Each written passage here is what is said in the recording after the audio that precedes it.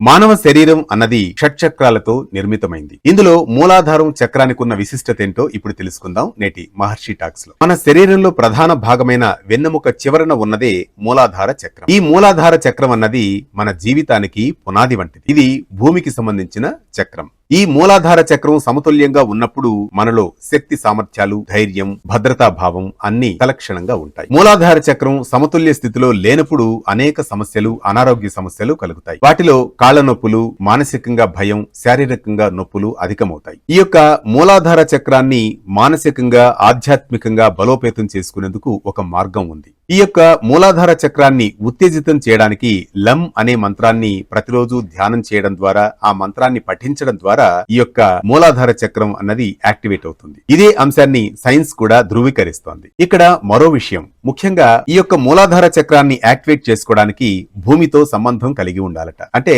ఎల్లప్పుడూ పాదరక్షలు ధరించకుండా భూమిపై పాదాలతో నడుస్తూ ఉంటే కూడా భూమితో సంబంధం ఏర్పడి ఈ యొక్క మూలాధార చక్రం అన్నది సమతుల్య స్థితిలోకి వస్తుంది. అంటే భూమితో నేరుగా ప్రత్యక్ష సంబంధం కలగడం ద్వారా ఈ యొక్క మూలాధార చక్రాన్ని మనం యాక్టివేట్ చేసుకోవచ్చు. మానవ జీవితానికి పునాది వంటిది ఈ మూలాధార చక్రం. ఇది మూలాధారం చక్రం గురించిన విశేషాలు. ఇలాంటి మరిన్ని అంశాల కోసం యూట్యూబ్, ఇన్స్టాగ్రామ్ లలో సబ్స్క్రైబ్ చేసుకోండి. మహర్షి టాక్స్, మీ ఆర్కే కొత్తకోటతో. మన సంప్రదాయాలు, ఆచారాలు, పండుగలు, పర్వదినాలు వీటన్నిటి కోసం మీ మొబైల్లో డౌన్లోడ్ చేసుకోండి వేటు న్యూస్.